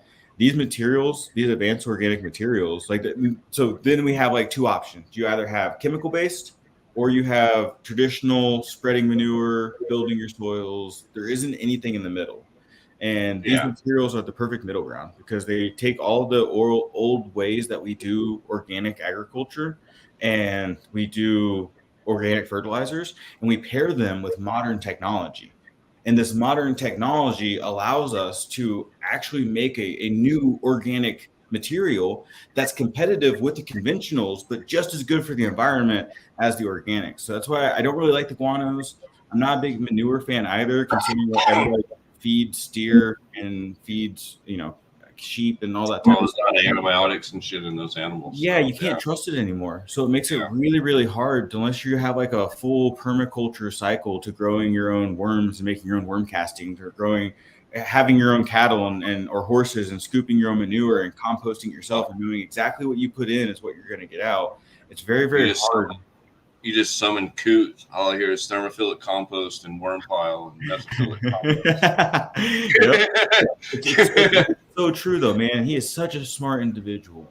And it's really where we need to kind of get our soils to or repair our livestock and give us manures that are actually decent. But we have to be kind of careful now. So I kind of stay away from manures and guanos and those type of old archaic organic amendments. There's a few more questions on this list I was going to ask you, but I want to jump around on it. I'm going to jump to, can you talk about the material that you used for your packaging of your products, like the behind you, like the what is that stuff made out of? Is it sustainable? This is one of my favorite things. I don't really advertise this much, and I guess I should because a lot of people get their rocks off on it like I do. But all of our bags have this insignia on the bottom. They're called Back to Earth. They're half wood pulp, half diatomaceous earth plastic. So within 90 days, half of our bag decomposes in landfill or compost. Mind you, got to take off the label because the label is a poly label. But within 10 years, the entire bag will break down in compost or landfill. And this is part of my, this I'm going to tell you first and foremost, these zippers suck. These are the worst zippers I've ever used in any bags. They don't seal up. You really just have to roll them down and paper clip them. But I'm not contributing to the fucking problem. And it makes me so happy to be able to have a biodegradable packaging. And that's really where I started from doing this is like, I want to make the right fertilizers with the right materials packaged in the right things where I'm not contributing to the chemical footprint on this earth. I'm a warrior for this earth, man. I love this earth. I love nature. I love what we humans can do to this planet. And there's some detrimental things we can do, but think about it. With modern technology now, we can take care of this earth better than we ever have before. And just by using a little bit of forethought and packaging, you can not contribute to the problem. And so our tubes are paper. The plastic bag in here also is bad. It's not going to break down. The tin cap in here. The gold foil is kind of the worst part. Yeah, this is still natural gold foil though, gold leaf. Oh, is it? It breaks down. It doesn't. It's not like a chemical. So it's not like wrapping paper. No. This is they asked us what type of version of gold leaf we wanted, and we told them they have a biodegradable form and a non-biodegradable. It chips away easier. It's not as industrial as normal gold leaf, but at least it's not going to like leach and do nasty shit to the environment. But also all our packaging, not for nothing, but our packaging peanuts, even like little minuscule things like this. Packaging peanuts are really bad for the environment. They're plastic popped styrofoam essentially. So when we were trying to figure out like how do I want to package things, well, craft half-life on that. Right. And so craft paper sucks. Having to stuff craft paper in boxes and then it gets compressed and it doesn't have any expansion to it, and all the bottles rattle around and break and spill and blow out. So it's like I wanted to figure out a better packaging solution. So one, we use recycled boxes, and two, the packaging peanuts we use are from cornstarch. So once they touch water, they completely break apart, and we don't have any remaining plastic styrofoam kernels anymore. Yeah, that's cool. There's only been like a couple of people that I've seen that even care about their packaging. It all usually comes in, petrochemical plastic trash. Oh yeah, high density polyethylene plastic. More landfilled crap. I know. So, like I said, I've been growing for 12 years. I've used more bottles and thrown away more bottles than I care to admit. But like at the end of the day, I don't want to keep contributing to it. So, I mean, I have to use plastic bottles. I can't use hemp plastic. I can't use biodegradable plastic because some of these acids and some of the pH that we keep these products at aren't suitable for those types of plastic. So, you got to take the good with the bad, but at least try to do everything in your power to mitigate it. And that's kind of my approach. So this other question I was going to ask you, I'm going to kind of change it up. But is there any specific initiatives or practices that you think your company follows to minimize environmental impact to your organic fertilizer production? Yeah, we have. I've worked. Since I worked with the owner over in Spain on this, but he definitely has let me in on how their manufacturing processes are, and their whole factory over in Spain that we get our materials from are EcoCert. They're the entire factory, from the materials that come into it, the materials that go out of it, from the floor mats to the top of the HVAC and the ceilings. It's all been certified by EcoCert. So our whole thing is like we can make these materials with generally recognized as safe ingredients. Like instead of using phosphoric acid or phosphoric acid or sulfuric acid to break some of these products down that we have to dispose of, and it creates really harmful polluted waste byproduct to make some of these fertilizers, we use citric acid. We use materials that are not caustic to the environment, all the way up and all the way down through manufacturing of our products. We have a proprietary process to use organically certified processes to make these materials and not have toxic runoff after we're done processing them. Everything from the beginning to the end is good for the environment, or at least neutral for the environment. We don't cause any negative impacts. Right? It's like the electricity we use off the grid, Yeah, well, that's a whole nother subject right there. I know, right? But, yeah, a lot of people like when you're making phosphoric acid, you take rock phosphate, which is usually mined rock phosphate that has radioactive waste in it, like uranium, plutonium, thorium. So you're familiar with like maybe Southern or Southern Organics, the guys that do the rock phosphate out of Oregon. Uh-huh. Anyway, I'm just saying Cascade Minerals. Say one of those people. It doesn't matter, any of them, right? Yep. Basically, rock phosphate that's from the Cascade Mountains. Do you think that stuff is latent in heavy metals? Is that kind of the main concern? Every rock phosphate that is not pure rock phosphate has some type of heavy metal in it, whether it's radioactive or whether it's zinc or iron or what have you, right?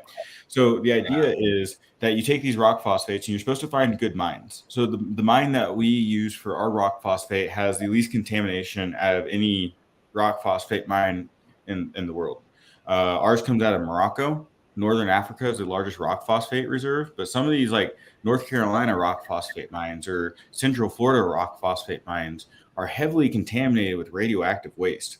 And the way they purify that is they take rock phosphate, they push sulfuric acid through it, and the sulfuric acid clings to the radioactive waste, it clings to the heavy metals, and it clings to the calcium in the rock phosphate, it's CalPhos. And then what's left, all that falls out, and what's left is pure phosphoric acid. Yeah. What do you think they do with we call it turns into gypsum, because calcium and sulfur is calcium sulfate. So they call it phosphogypsum. And phosphogypsum is buried by the millions of metric tons in the earth, in landfills, because it's toxic and radioactive. And this is the byproduct from making phosphoric acid is radioactive sulfuric acid, radioactive gypsum now. So we don't have to, we use citric acid. We use other weak organic acids to acidify and to purify the rock phosphate. So what we release isn't radioactive phosphogypsum. What we release is actually a non-harmful form of gypsum that they can actually use in drywall, that they can actually use in gypsum processes throughout society, industrial uses for it, that they can't use their normal conventional phosphoric or phosphogypsum with. Yeah, drywall's another really dirty industry. It sure is, man. And there's a lot of remediation tactics that we need to use as society that I think we can use. It's just a matter of like, do we want to put the energy? I wonder if we'll figure out some like type of like mycelium or mushrooms or something to remediate that kind of I don't know. Yeah, I mean, if we're in landfills like at that level, I mean, we're gonna have to figure out something very soon. Oh yeah, it's literally millions of metric tons of radioactive phosphogypsum is buried in Florida. It's crazy. We need to figure out like yesterday. We need to figure it out. Like that's a problem. Yep. And so and in Florida, you're talking about a place that's a sand barge that sinks. Correct. No, not good. and it's funny what we've done to get the material. So when you use phosphoric acid, when you're using your pH down and it's made of phosphoric acid, remember that came from radioactive phosphogypsum. That came from sulfuric acid washing rock phosphate to create phosphoric acid. And then that waste, that super toxic sulfuric acid waste, is then thrown back into the ground. Because fuck it. Let's see where else we go here. So I guess so you and your company, pretty much you guys are you doing any ongoing research? It sounds like you are. So there are development efforts to improve your organic fertilizer formulations. Yep. Which you just said you're making the Pro Ion, so that's kind of the Pro Lens is what we're working with, and then I'm working with the factory over in Spain right now to bring over the first organic phosphoric acid to the market. Are they more organically minded over there as far as their cannabis? Way more. Oh my god. It's split with cannabis. As far as like crop production, Europe is way more organically minded. As far as cannabis production, most of it's still Holland salts. Holland salts. Yeah, our factory doesn't really work with cannabis producers over there. They stick to crop production. I'm the cannabis guy in the group, pretty much. So I mean, it's still pretty weighted 90% salt over in Europe, 95% salt in Europe. And I actually have a meeting on Monday with a Portuguese cannabis company on trying to get our materials over in Europe because they don't have anything like this. They really don't. What about like Synganics or something? Do you do any Synganics over there, really? Like what they have access to. What I was told is a lot of the ways they do it over there for as far as organics and soils and ferments and things like that, it's a lot of backyard businesses. It's a lot of people just taking the local amendments that they have access to and building their own soils and just small batching it to greenhouses and small batching it around. And that's really the organic movement over in Europe right now. Yeah, I'd like to. One of my goals is hopefully next year I want to get to the Spannabis. I've had a lot of people invite me, and I'm like, damn, I need to go. I want to go meet these people. Maybe also, you want to meet your friends you met, from the internet, that are like-minded. And there's some good Dutch guys, I know they use salts, but there's a lot of Dutch assholes, but there are some good Dutch dudes too over there, doing stuff. There's good people everywhere. I'm a firm believer in that. You can find good in anyone. And that's why everybody like freaks out when, oh my God, you're friends with Patrick King. He's a con artist. It's like, no, he's not. And there's good in everybody. And if we just put down the egos for 2 seconds, you realize that you can love anyone. And the community is supposed to be about culture, right? And that's why I could have made the company super duper awesome fertilizer microbial biologics, but I didn't. I named the company Culture Biologics. That's what it's about. And it's about taking care of one another, and it's about taking care of the plant, taking care of the earth, and coming together as one. So, what about is there an enzyme in there? No. I mean, our enzymes come from bacteria. Yeah, and I was just thinking about I use a product for a long time from Newton Hayes, it's SLF 100. Absolutely, I love Newton. And it's kind of like a microbial enzyme is the way I would explain it. And I've used it in commercial sites where I've converted them over saying, hey, get rid of the hypochlorous acid, run this twice a week, right? And they've had awesome results. And so that's why I kind of asked about enzyme, because not necessarily for myself, but for like commercial sites, because I do get asked about questions, Totally. So this is my replacement for enzymes.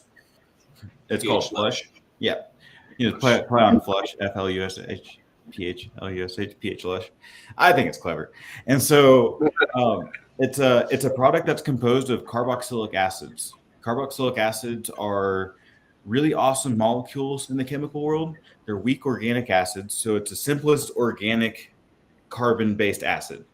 I mean, you're talking low molecular weight carbon. This is really the secret to why we can synthesize as much cannabinoids and cellulose and terpenes with our product, is because we use low molecular weight carbons. And not only do they break down salts and stabilize the pH inside your root zone, but they also facilitate and deliver elements into the plant and then distribute them where the element needs to go inside the plant. And then that carbon breaks off and then becomes a precursor for the plant to use in primary and secondary metabolite production. But this acid, this weak organic acids, is actually it's a buffering agent.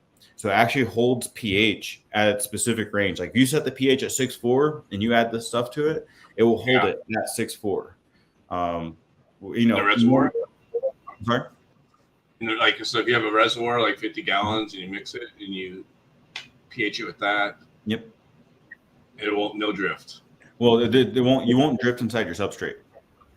Oh, so okay. This is, like I said, this isn't a pH up or a pH down. It will drop the pH, but this is a pH buffer. There's a difference, and so once you put it inside your medium, it goes to work and makes all the nutrients available, but keeps the pH at a specific range that you want it at. It's probably the best tool we ever have any growers use is this stuff, is Flush. There's 3 different ways it works. It's a water treatment, so it makes hard water into soft water, so it breaks apart carbonates. It adds porosity to your soil. So soil will compact over time, especially if you're using like magnesium, like dolomite lime based amendments. It will compact. This is like shuffling a fresh deck of cards, and you can watch the soil just expand. And then the third thing, it's a nutrient chelator. So it makes calcium 5 times more available than the starting molecule, than normal calcium by itself. So it's a calcium chelator. So this material is made originally to replace sulfuric acid and to replace a whole bunch of really nasty acids that they use to clean out drilling mines. When they're drilling for oil and they're pumping out the sludge has all these minerals and shit inside of it. And so then it calcifies the piping and it reduces the flow by causing calcium buildup. And so they made this as an eco-friendly alternative to descale the drilling pipes, so they can use something that doesn't kill the environment but gets rid of the scaling inside the oil rigs. So it's a eco-friendly version of sulfuric acid when you're trying to buffer the soil pH down. That actually would work and help keep the emitters clean. Yep, absolutely. Yeah. It is the best salt digester you will find that's natural and organic. So I call it the Swiss Army knife. Interesting. You just said something, because I remember it's like off topic totally, but sort of not. So there was this ferry boat up in Seattle, and it was like, I don't know, it was one of the earliest, I don't know, at least 100. It's like nearly 100-year-old like ferry boat, and it had been decommissioned and sold, and then it was up in Alaska for like 30, 40 years or something. And then it got brought back to Seattle about 2010. And one of the things that they said that they found on there was a salt-eating microbe. And I was like, is that possible? Mm-hmm. Yeah, and most microbes eat salt. Do they? Yep. There's I shouldn't say most. There's a lot, and it's kind of a myth inside the hydro industry that microbes don't break down salts. Salts kill microbes, and that's not true. Bacteria is very hard to kill. I mean, think about MRSA. Think about all these like bacterial infections you get in your body. Like we have to use really strong antibiotics to kill them. So like what ends up happening is the bacteria just get uncomfortable and they just go dormant until the salt load goes down, and they wake back up and start eating again. But certain ones like SLF, the submerged liquid fermentation of plants in high salinity environments. So these enzymes and these microbes that are naturally on these endophytes and ectophytes are naturally on these plants that gets fermented. They're already tuned to breaking down salts, and they're already tuned to turning them into a soluble form. So certain bacteria do certain things, but we're talking about a whole microcosm of a whole universe of microorganisms that can really break down salts or break down proteins or break down cellulose. Like they're finding microbes that are breaking down plastics. I mean, that's amazing. Absolutely. I don't know if anything will break down styrofoam yet, but maybe one day. One day they have worms. They have worms and their gut breaks it down, so it can't be too far off, right? So yeah, question in chat again. He's asking how early or should you start using the flush product? So I like to use it with every feed. The best thing that this product does is chelate nutrients and make your water more accepting to fertilizers. So if I'm using tap water, I'll use this at 1 ml per gallon, and I'll use it first. It makes my water in a better condition to put fertilizers in there. So if your fertilizers don't fall out or bond to the calcium or bond to the carbonates, so the iron. I guess that's another thing I can add. So the chloramine, the chloramine, and the fluoride. Not everybody has the fluoride, I guess, but the chloramine and the chloride are kind of everywhere now. Yep. Does that kill off microlife or does it harm the nutrient in any way? But the chloramine or the flush? The chloramine. So chloramine will kill bacteria. I mean, chloride is a micronutrient for the plant. So that's not too terrible. When you have an anion and a cation balance, and those are your positive ions and your negative ions. And so when you have, say you take your negative ions, for example, right? Your phosphates, your sulfates, your nitrates, any of the eights, the ends in eights, those are your anions. Your chlorides are going to compete with that balance of your phosphorus. Your balance of, this is why I don't like Fade from Athena. I have a personal thing against it because it's 7% chloride, and your chloride is an anion that's going to interfere with your phosphate uptake. So there's a balance. Everything's a balance. Everything's an equilibrium in nature, and especially when it comes to plants, like your cations, you need calcium, magnesium, potassium are the main elements, and sodium. So you have to balance those 4 cations, and then you have to balance the other 4 or 5 anions. And if you have shit tons of chloride in your water, it's going to prevent phosphorus uptake. It's going to prevent sulfate uptake. It's going to prevent nitrate uptake. Eventually lock it out. So this is why you want to make sure that you're filtering your water and using dechlorinators to make sure the chlorine isn't going to interfere with all your phosphates and sulfates. This itself will not break down chloramines. I recommend using a filter or using tons of humic acids, because humic acids will bond themselves to the chlorine and the chloramines and turn them into other molecules that aren't detrimental to your microbiome in your soil. So the next question here, this is kind of, I don't know. it could be a punch or it could be I don't know, happy, whatever. But the next question is, what sets your organic fertilizer apart from the competitors that also have organic fertilizer? So the delivery mechanism we use is very different. with the algae and plant cells doing cytoplasmic streaming, intercellular exchange, is a very unique principle specific to our products. The other thing is we use low molecular weight carbon to distribute and to get molecules in and around the plant. So we're using some advanced forms of organic technology that, say, Organics Alive or Rooted Leaf aren't using. It's very unique to our factory and very unique to our products. I like that idea of filling up the cell. That's mind blowing. I'm gonna have to rewatch this again just to understand what you said. Yeah, I should probably do a video on just cytoplasmic streaming, because it's really, really cool what these scientists and what these people have figured out on how to actually deliver nutrients into the plant without having to use a huge water load. It's really genius, freaking genius. Yeah. So you brought a lot of good information today. Good. So what? Where do people find your stuff? I mean, I'll go ahead and bring your site up here real quick so they can see that. You can find us www.culturebiologics.com. It's a GIX, not a CS. You can get all of our products online there. I think the flush is the only thing we don't have available right now because we're waiting on a shipment from our supplier. But you can find our products there. We're in a lot of local stores, so go into your store, ask for our products. If we're not there, check the shelves. Usually they have some of our Easy Teas or Dr. Growth or Mercenary on the shelf.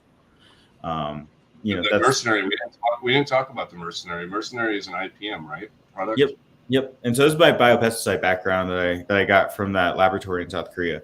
It uses light essential oils, and I emulsify that and add a surfactant to it, like a plant-based surfactant. So it's like it's soap bark, Q, as Build a Soil calls it. So it's already wet. It's already like it's already for more surface tension, basically cover more.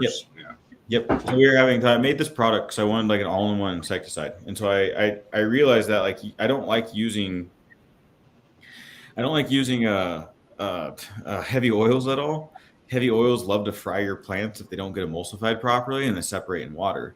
Plus, once you spray heavy oils, clog the stomata, right? I'm sorry? Oils can clog the stomata, right? Yeah, heavy oils can. Yep. And so then you have to wait 3 to 5 days for the oils to go away so you can respray. And a lot of the times what happens within those 3 to 5 days is the insect will already reproduce what didn't make contact with the oil. So now you have the next generation going on before you can even respray again and break up the life cycle. So the whole thing when it comes to plant pathology and when it comes to entomology is breaking up the life cycle of the insect, right? And so I made a Mercenary, and I took light oils and then emulsified them with the water so they stay pre-bonded with the water, and then mix that with the surfactant. So you can have oils that mix with water that don't create a sheen that you can spray right after each other. So the whole point of Mercenary is I want you to be able to break the life cycle of the insect up. And the life cycle of the insect is they can reproduce anywhere from 24 to 72 hours. So you have to spray. If you have an outbreak, you need to be able to spray every day or every other day. And you can't do that with heavy oils. So Mercenary is designed so you can spray every day without burning the plant and break up the life cycle of the insect. Is this part of the normal program, or is this like a supplement? These are new supplements. So I took some of our Veg N and Bloom K. You want to talk about those for a minute? So those are absolutely. Those are brand new products. So our Veg N is a strictly plant-based nitrogen product. It's derived from non-GMO organic soybeans that have been rendered to their pure nitrogen forms.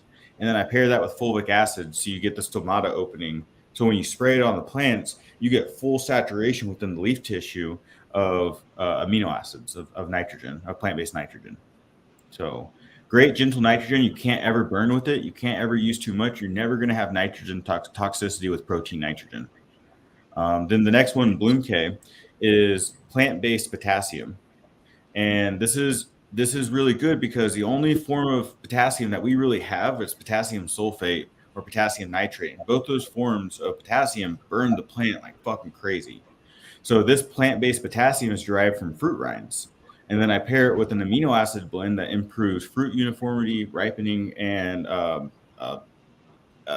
sugar translocation. So it increases the flavor. And so this Bloom K is a potassium product that you can put with your feeds that won't ever burn your plant. So it's a non-burnable potassium product.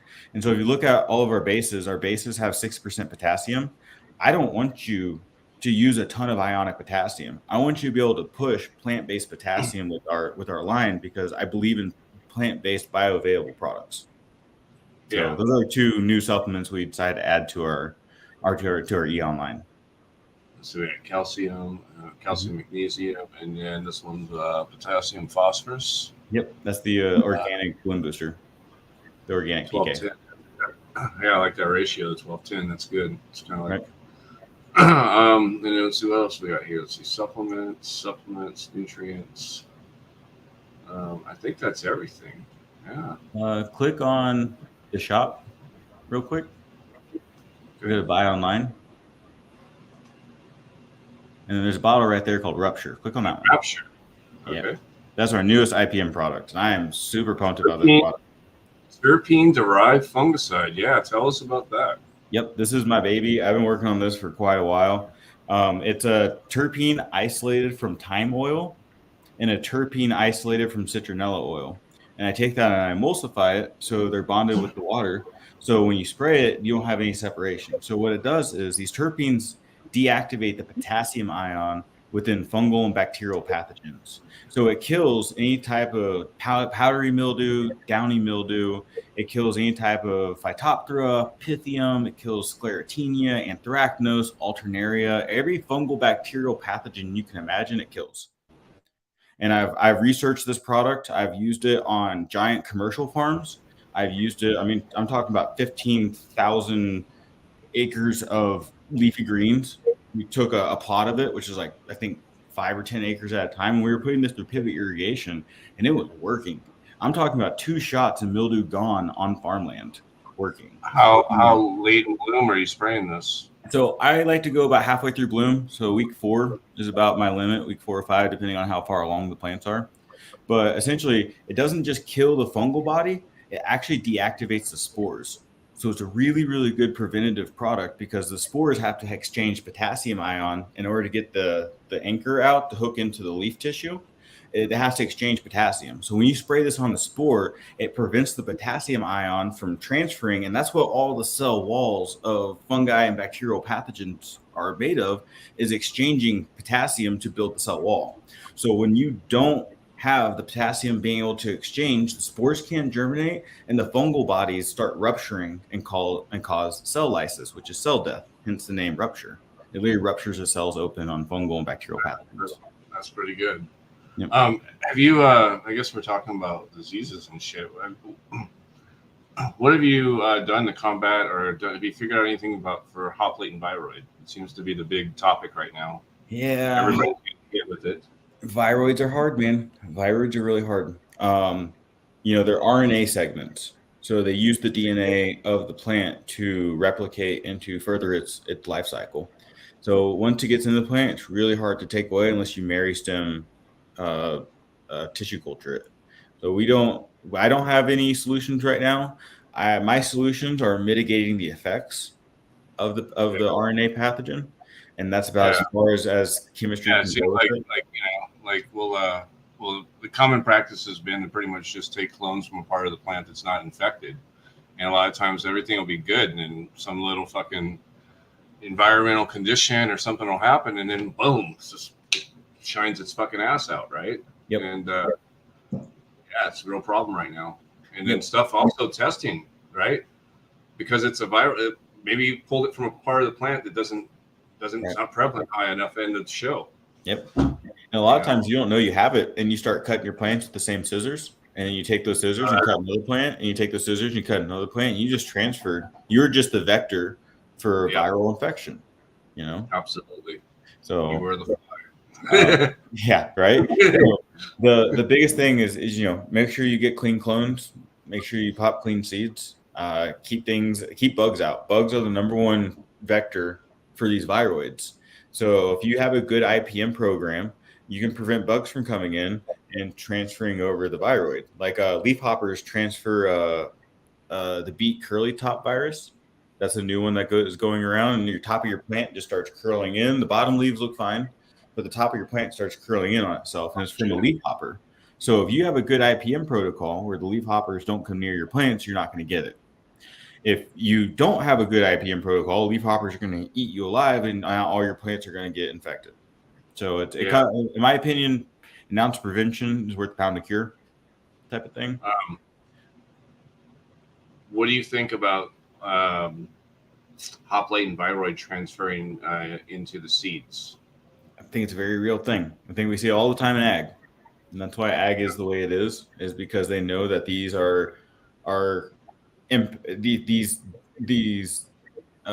pests are these viroid pests are the leading cause to killing to crop loss. Yeah.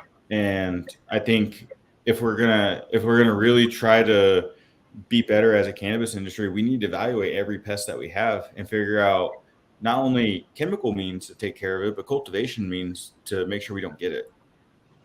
And I think that goes to a good IPM protocol, killing the vectors before they can transfer on your plants. And I think that really only comes from a good regimen.